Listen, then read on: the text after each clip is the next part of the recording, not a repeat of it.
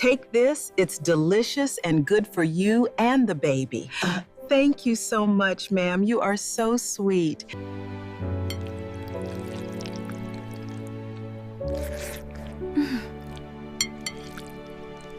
Baby, are you okay? Where's the blood coming from? I don't know, my love. Ever since I ate the soup your mom gave to me, I have been feeling weird in my stomach. Every time she ate her mother-in-law's soup, her womb turned into a graveyard. But the old woman wasn't a witchy. Adaze Okonkwo had never known a full night of peace until she met Chinedu. Peace, for her, was a luxury reserved for children whose parents were still breathing. Her own parents, God rest their souls, had been snatched from her on a wet Tuesday in 2007. The Lagos-Ibadan Expressway had claimed them like a hungry god demanding sacrifice. She was 12 years old enough to understand death, young enough to still believe that morning would bring them back. She was raised in the aftermath by her mother's younger brother, Uncle Boniface, a man who sold spare parts in the chaotic underbelly of Ogolegba. His wife, Auntie Ifeoma, was not a cruel woman. She simply had 6 of her own children, and no space in her heart for an orphan who looked too much like her prettier, luckier sister. Adaze learned to eat last, speak softly, and never ask for new shoes. She learned that her body was a burden, her presence a reminder of debt, but she also learned to survive. By the time she turned 22, Adaze had graduated from the University of Lagos with a degree in business administration, second-class upper. Despite studying by the light of kerosene lamps because Auntie Ifeoma often forgot to pay the electricity bill, she had also learned to cook, to clean, to sew torn uniforms, and to smile when she wanted to cry. That smile was what caught Chinedu Okonkwo's attention at a mutual friend's wedding in Akea. Chinedu was not the loudest man in the room. He was not the richest, nor the tallest. But when he laughed, his whole face softened. And when he looked at Adaze across the buffet table, she was carefully arranging jollof rice on a plastic plate, trying to make one serving last through the evening. He saw something no one else had ever bothered to notice. A woman who had learned to make much out of little. He approached her not with pickup lines, but with a simple question. "Do you like the rice?" "My mother's is better, but this is acceptable." Adaze almost choked. "Your mother's rice? Are you comparing a wedding caterer to your mother?" "I am, and I will take you to taste the difference, if you will allow me." That was the beginning. Their courtship lasted 18 months long by Lagos standards. Short by the measure of real love. Chinedu was a civil engineer, employed by a construction firm in Awka, but he traveled to Lagos often for contracts. He brought her gifts, not perfumes or handbags, but books, umbrellas for the rain, and once, a small potted basil plant, because she mentioned she liked the smell. "You are strange," she told him, laughing. "I am practical," he replied. "Perfume fades. A plant grows. Like us." Their traditional marriage in Umuchu, Anambra State, was a 3-day affair that drained Chinedu's savings but filled Adizi's heart until she thought it might burst. The village came out in full force. There was Igbaniku, the wine carrying, where Adaze had to search for her groom among 100 young men in identical white shirts. She found him not by his face, but by his eyes, which were fixed on her with a calm certainty that said, "I have been waiting for you." And then there was Mama Nkechi. Nkechi Okonkwo was 57 years old, the widow of the late Pa Lazarus Okonkwo, a man who had left her with 3 things: a 4-bedroom bungalow, a reputation for being the best cook in the entire Anambra South Senatorial Zone, and a fierce, unshakable belief that her only son would marry a woman she approved of. Fortunately for Adaze, Mama Nkechi approved instantly. "Nen," Mama Nkechi said on the wedding night, pulling Adaze into an embrace that smelled of shea butter, snuff, and a faint herbal musk that Adaze could not identify. "You are not just a wife. You are my daughter. From today, your stomach is my responsibility. Your children are my prayer. Whatever my son eats, you will eat." Whatever I cook, you will taste. We are one pot now. Adaze believed her. Why wouldn't she? This was the mother she had lost at 12, returned to her in the form of a plump, laughing woman who sang old gospel hymns while she pounded yam. For the first 3 months of marriage, Adaze floated through life like a woman who had finally found solid ground. Chinadu woke her up with morning devotions. They named their future children, Adana for a girl, Ifinu for a boy. They made love slowly, reverently, like people who had been starved and were finally allowed to feast. And then, on a quiet Sunday morning after church, Adaze looked at the 2 pink lines on the pregnancy test and screamed so loudly that the neighbor's goat ran into the main road. Chinadu lifted her off her feet. I am going to be a father, God of Abraham, Isaac, and Jacob. Maman Kechi, who had been shelling igusi seeds in the backyard, came running with her hands still covered in orange pulp. When she saw the test stick, she threw her hands to the sky and began to dance. This is not just a baby. This is a throne. My son's seed has landed on good soil. Come Adaze, come to my kitchen. I will cook you the best pregnancy soup in Igbo land. No, not just Igbo land in all of Nigeria. Adaze laughed and followed her mother-in-law into the kitchen. That was the first mistake. The soup that smelled like paradise, the kitchen was Mama Nkechi's cathedral. It was a large, open-sided structure behind the main house, built with concrete blocks and corrugated iron sheets. But to call it a mere kitchen was like calling the Sistine Chapel a room with paintings. Every surface was scoured clean. The pots were arranged by size on wooden shelves. The grinding stone was worn smooth from 50 years of use. And the smell was a symphony of smoke, palm oil, ginger, and something else. Something deeper. Something ancient. Maman Kechi lit the fire with a single match. She did not use a gas cooker. Firewood gives the soup soul, she said. Gas gives it death. She pulled out a clay pot blackened with decades of cooking and set it on the 3 stones. Palm oil went in first, bubbling and spitting. Then she added sliced onions, fresh pepper, ground crayfish, and a handful of aziza seeds that crackled like tiny firecrackers. But it was the leaf that made Adaze pause. Maman Kechi reached into a small covered clay bowl on the highest shelf, the kind of shelf no visitor would ever see. From it, she pulled a handful of dried green leaves. They were not like any leaf Adaze had seen in the markets of Oyulegba or the stalls of Onitsha. They were dark, almost black at the edges, with a powdery white bloom on their surface like the skin of a plum. When Maman Kechi crushed them between her palms, the aroma that rose was not just fragrance. It was a presence. It was nutty, yes, but also floral, with a sharp, camphor-like undertone that made Adiza's eyes water and her mouth flood with saliva at the same time. It smelled the way a dream feels familiar and impossible at once. Mama, Adaze said, leaning over the pot. What is that leaf? I have never smelled anything like it.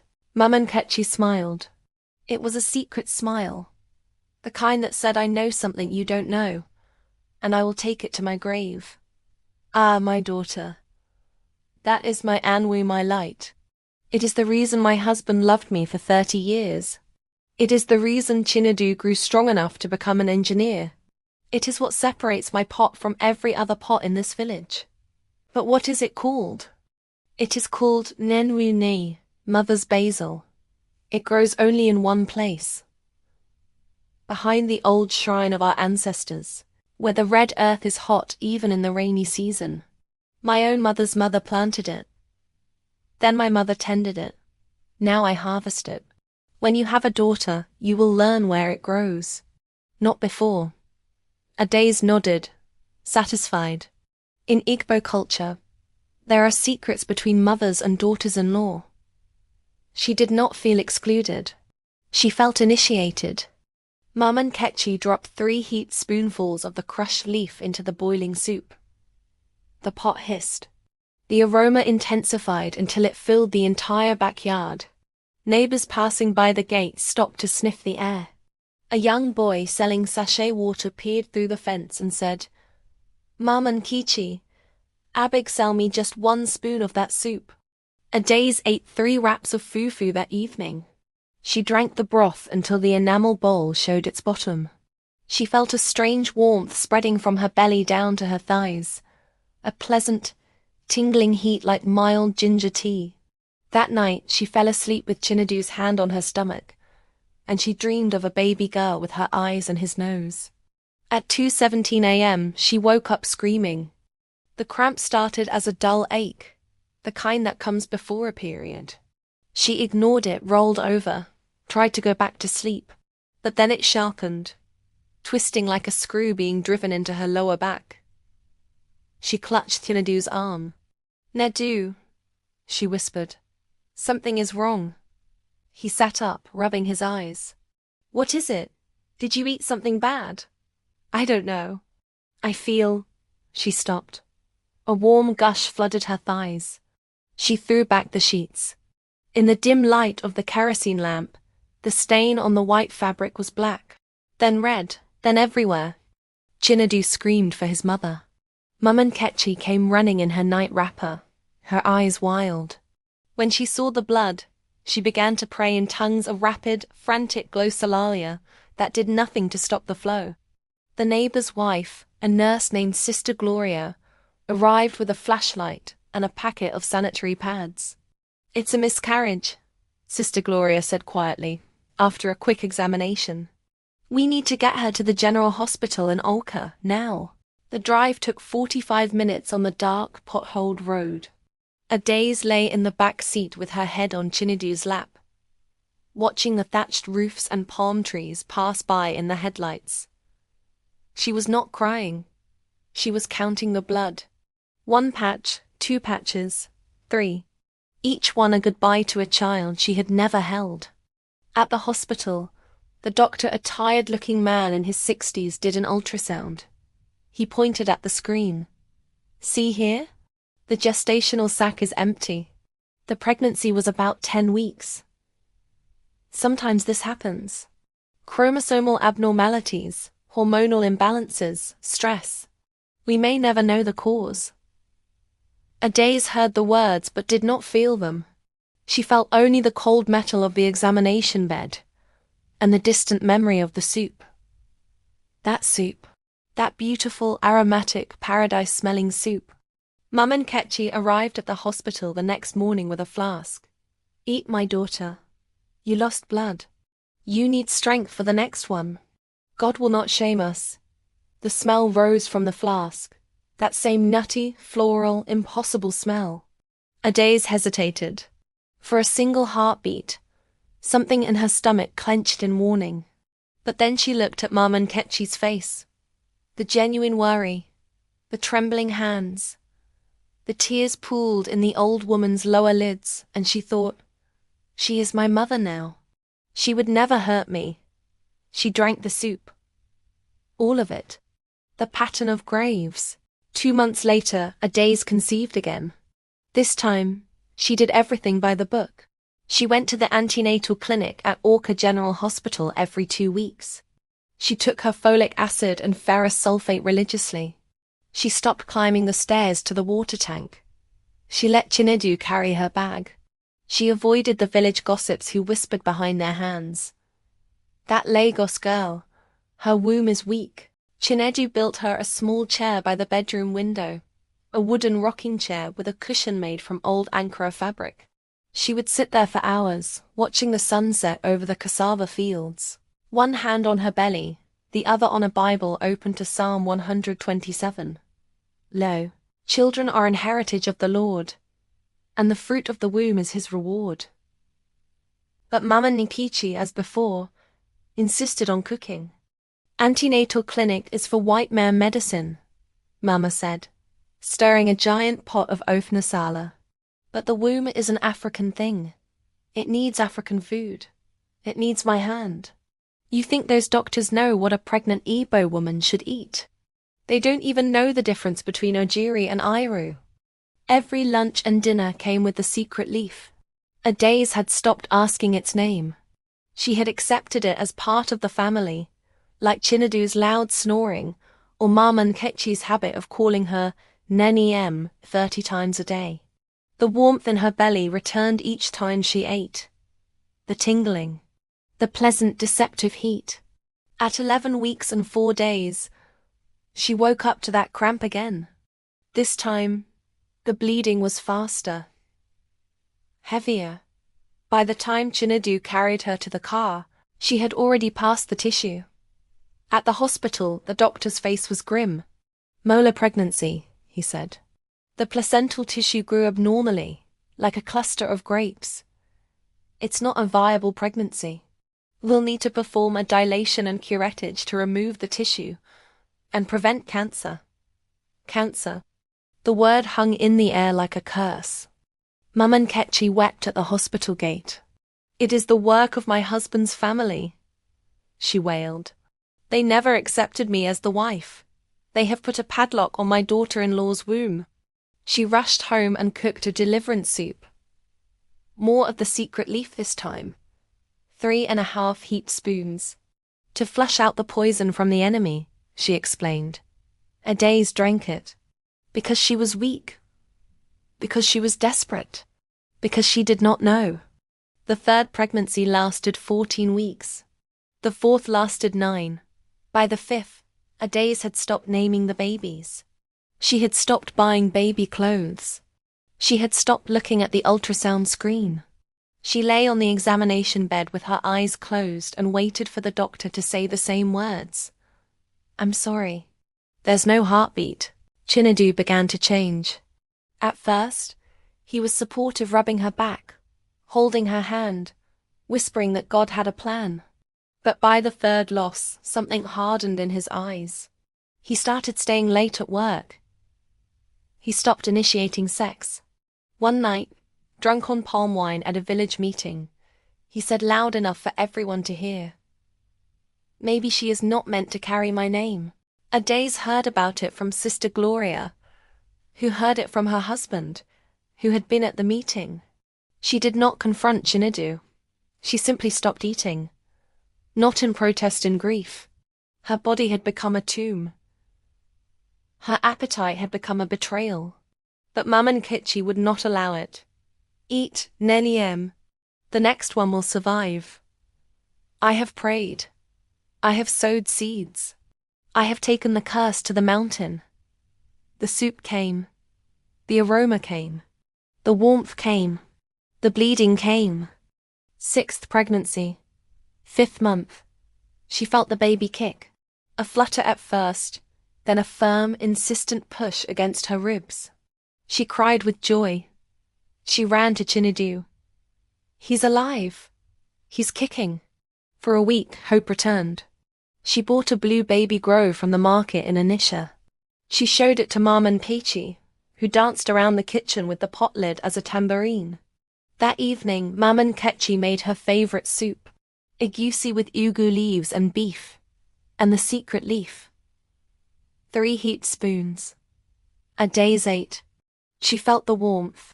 She went to bed. At midnight, the cramp returned.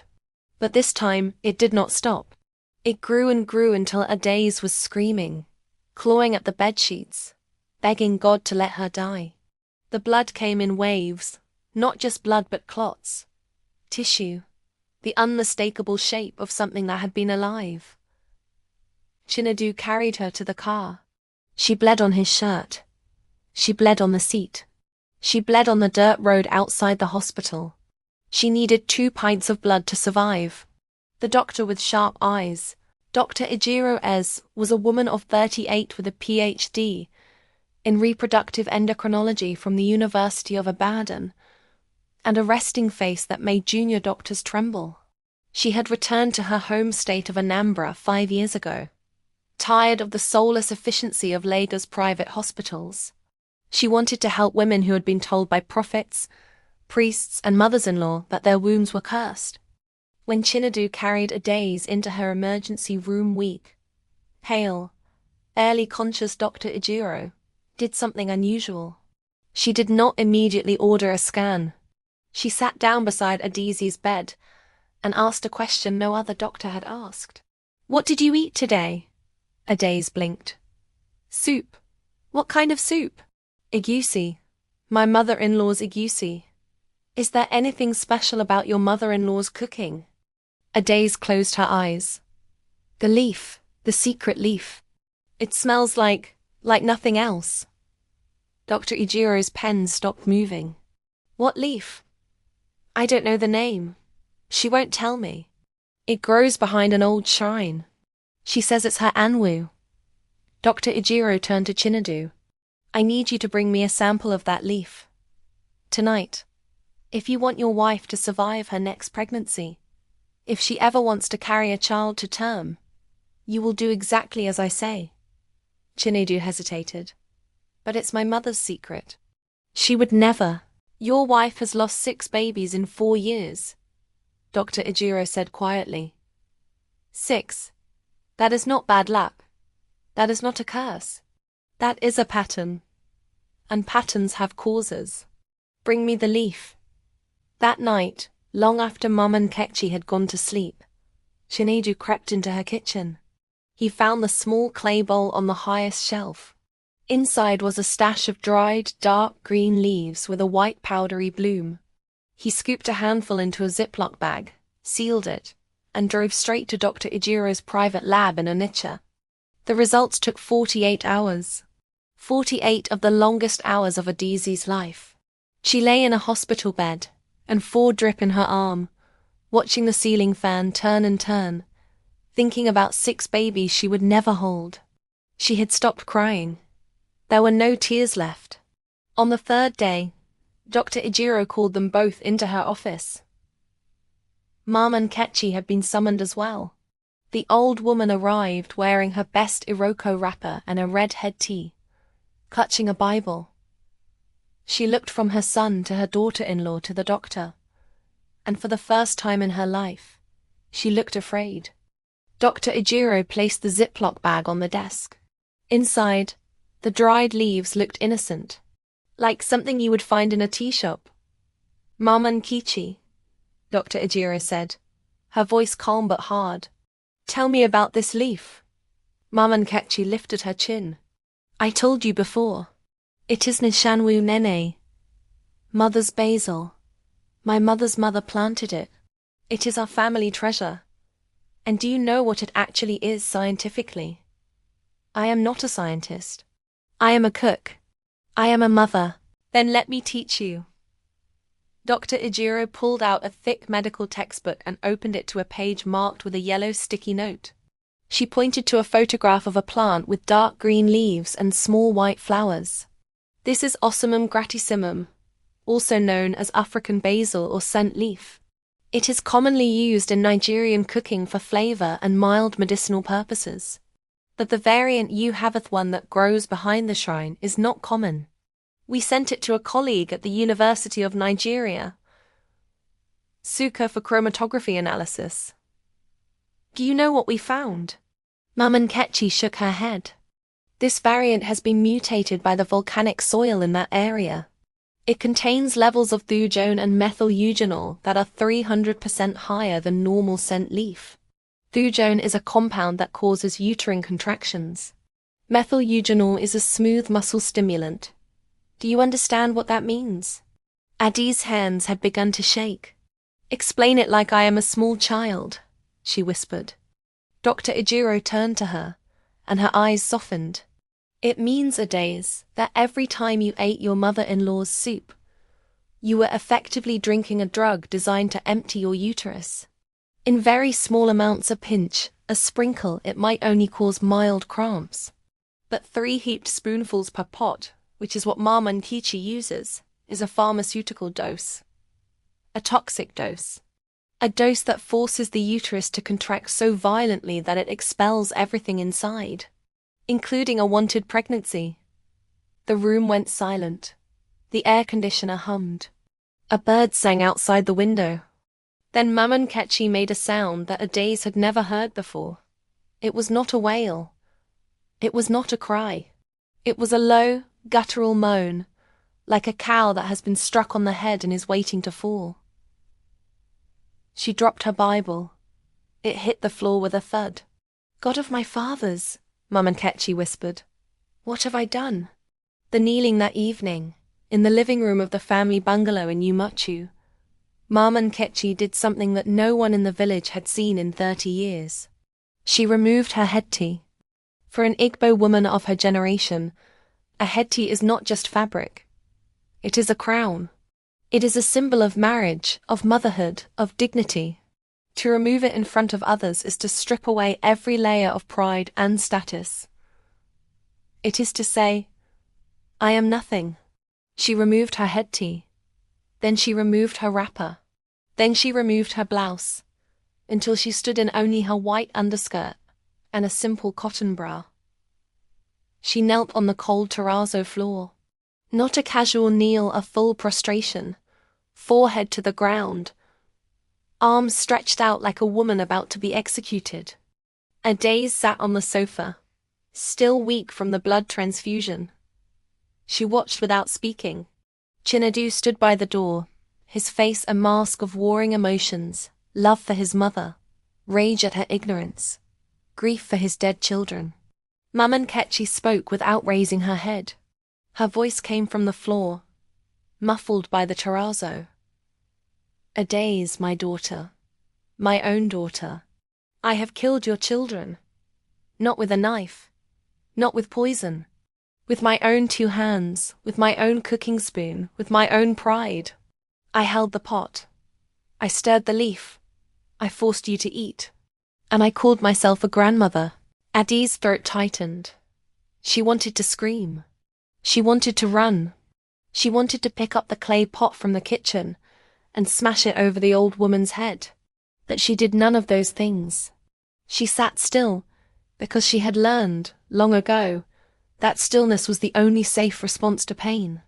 Mama Nkechi continued. 6 times I saw you bleeding. 6 times I prayed against the enemy. 6 times I blamed your mother, your upbringing, your bloodline. I called you cursed.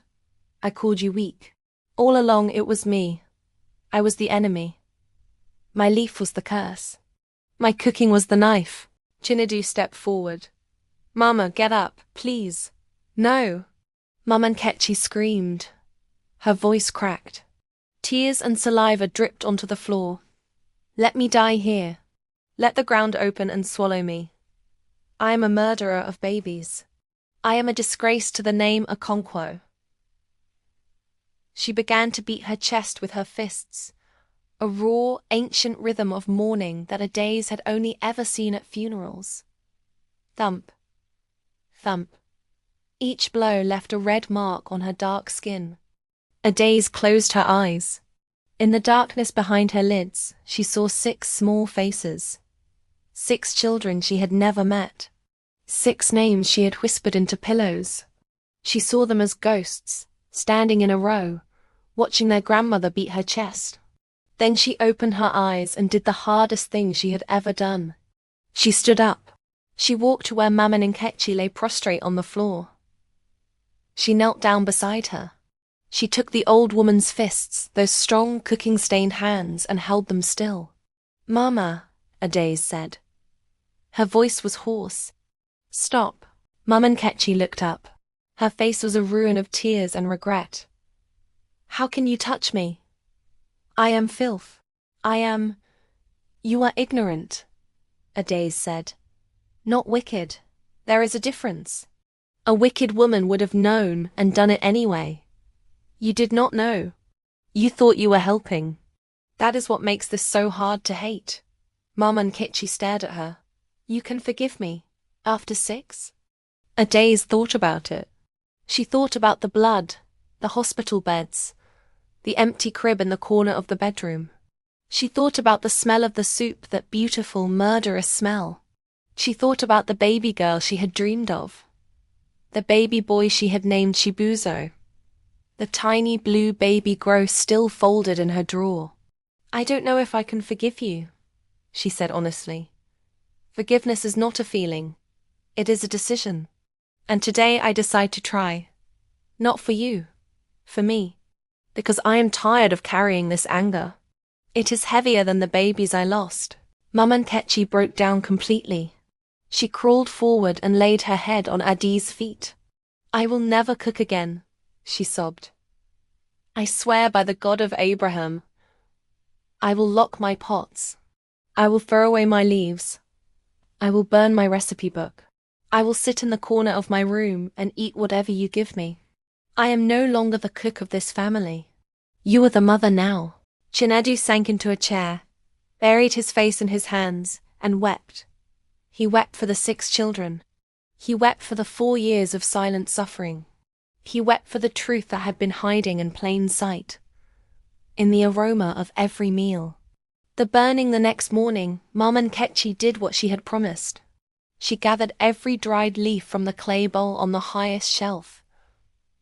The leaves that had been passed down from her grandmother,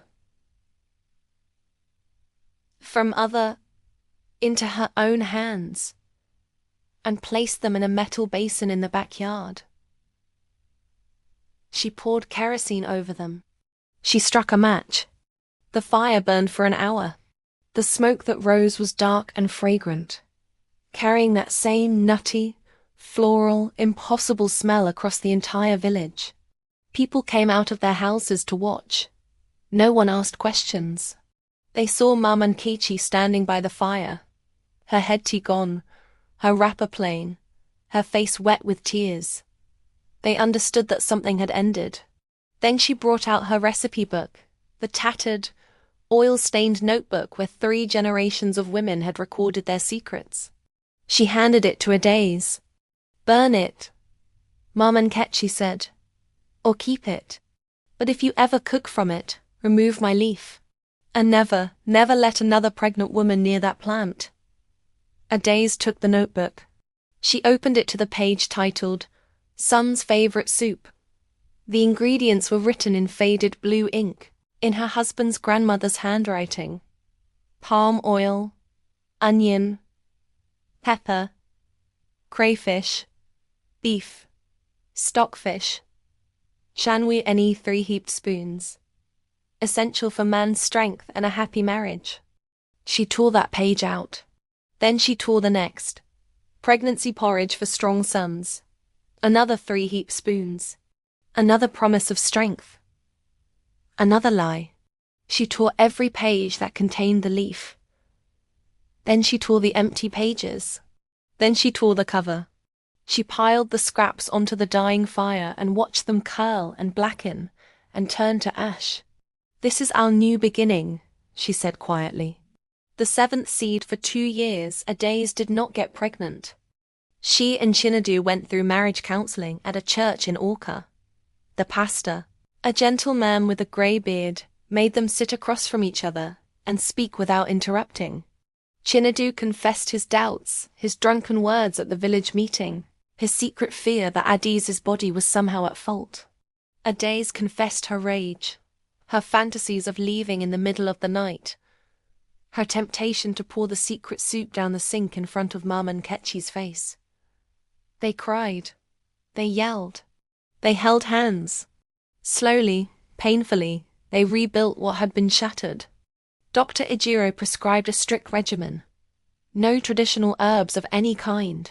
No leaves she could not identify. No family secrets. Adaze ate only simple food: rice, beans, boiled yam, steamed vegetables, grilled fish. Chinedu learned to cook. He was terrible at first. His rice was always soggy. His chicken was often burnt. But he tried. And Mama Nkechi? She sat in her room for the first 6 months, emerging only for meals. She had stopped cooking entirely. She ate whatever Adaze placed in front of her, bland, safe, boring food without complaint.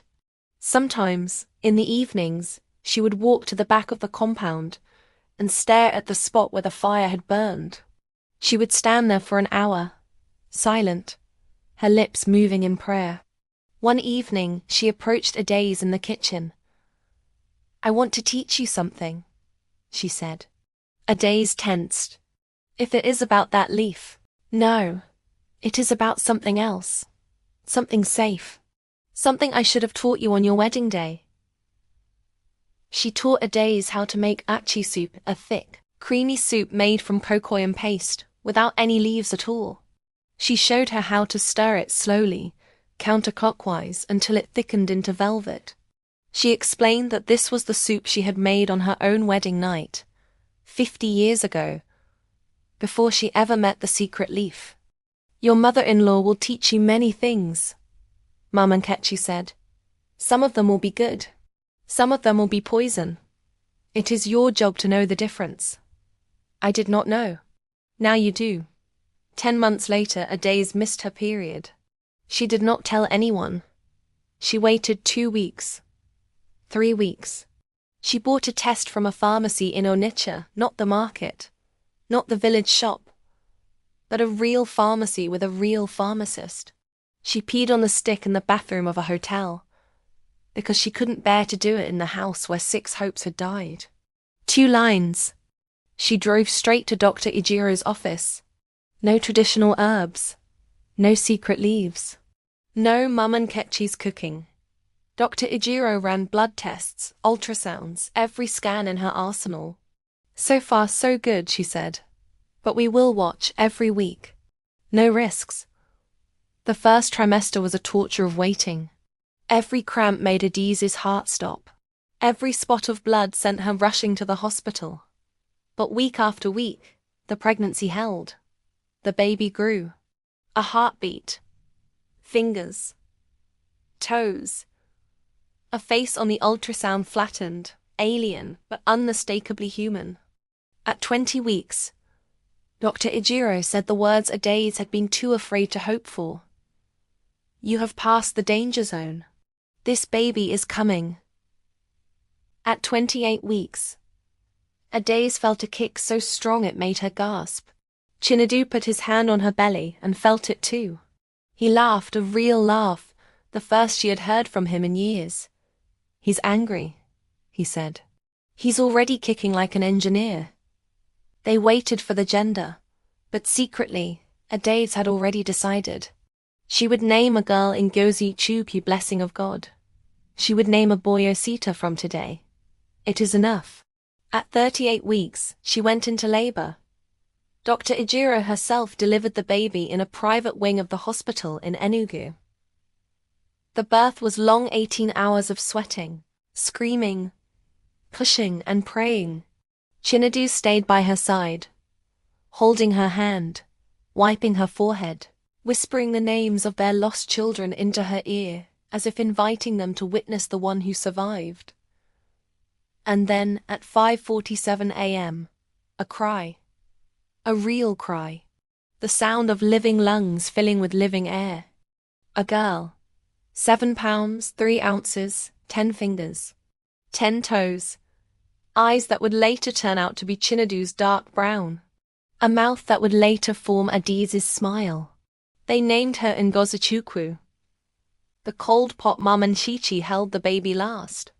She had waited in the hospital waiting room for 2 days, sleeping on a plastic chair, refusing to go home. When the nurse finally brought her into the room, she was trembling. Her hands, those strong, cooking-stained hands, shook like harmattan leaves. She held Ngozi Chukwu as if the baby were made of eggshells and prayers. I am sorry, Mama Nkechi whispered to the infant, who stared up at her with unfocused eyes. I am sorry for your brothers, for your sisters. I am sorry for the leaf. I'm sorry for the pot. I will never cook again. I will never... She, Adaze said. She was exhausted, her body still aching from the labor. But she reached out and touched Mama Nkechi's arm. No more apologies. Just hold her. Mama Nkechi held her. And as she held her, something in the old woman's face shifted. The guilt did not disappear. Would never disappear. Not fully. But beneath the guilt, something else grew. Something that looked like peace. That evening, Chinedu brought food from the hospital cafeteria. Rice and stew. Boring, safe, anonymous. They ate together Adaze in the bed, Chinedu on the chair, Mum and Ketchy on a stool passing the baby between them like a fragile gift. "This is our new tradition," Adaze said. "What you see is what you eat. No more secrets. No more mysteries." Mum and Ketchy nodded. She looked at the cold pot of cafeteria stew. Then she looked at her son, her daughter-in-law, her granddaughter. And for the first time in 4 years, she smiled. Not the proud, secret smile of a woman guarding a family recipe. A small, humble, grateful smile. "I can live with that," she said. The aroma of forgiveness 1 year later, Adaze found herself in the kitchen again. She was not cooking. She was sitting on a low stool, watching Mama Nikichi stir a pot of plain vegetable soup, no leaf, no secret, just ugu, spinach, and a little salt. The old woman had kept her promise. She never cooked for pregnant women anymore. But she had started cooking for her granddaughter. Soft porridge, mashed yam, pureed beans. Ngozi sat in a high chair nearby, banging a plastic spoon against the tray, shrieking with delight. "Mama," Adaze said, "I have a question. Ask my daughter. The leaf, the Shanwu Enini. Is there any chance at all that it could be used safely? In a smaller amount?" Mum and Ketchy stopped stirring. She turned to look at Adaze, and her eyes were old and sad. "I have thought about that, Niniyam, for many nights, and the answer is no. Not because the leaf itself is evil, but because I am human. Because if I kept it, I would be tempted to use it again, to add a little more, to believe that more is better. Some things are not dangerous because of what they are. They are dangerous because of what we become when we touch them." Adaze nodded. She reached into her pocket and pulled out a small plastic bag. Inside was a single dried leaf, the last one. The one she had found behind the shrine after the burning, hidden in a crack in the wall. Mama Nikichi's breath caught. "You kept one? I wanted to see if you would lie, if you would ask for it back." Adaze stood up, walked to the gas cooker, and turned on the flame. She held the bag over the blue fire. The plastic melted. The leaf curled. The aroma rose, that nutty, floral, impossible smell for one last heartbeat. Then it was gone. "I choose us," Adaze said. "Not the leaf." Mum and Ketchy set down her spoon. She walked to her daughter-in-law, took her face in her hands, and kissed her forehead. "You are the best thing that ever came into this family. Not because of the babies you gave us, because of the woman you are." Outside, the sun was setting over the cassava fields. Ngozi laughed, a high, bubbling sound that seemed to fill the whole compound. In the kitchen, 3 generations of women stood in a circle: the cook who had killed, the mother who had bled, and the child who would never know the taste of that leaf. The pot was cold. The fire was low. But the family, against all odds, was warm. In a world where mother-in-law stories often end in curses or witch hunts, this one reminds us of a harder truth. Some of the deepest wounds are not caused by hatred, but by love without knowledge.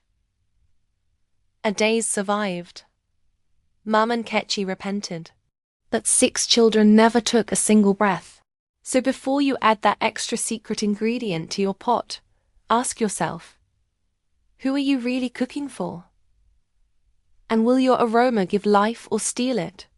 Subscribe for more original Nigerian stories. Comment, "No more secret leaves in my pot." Share this story with a woman who needs to hear it.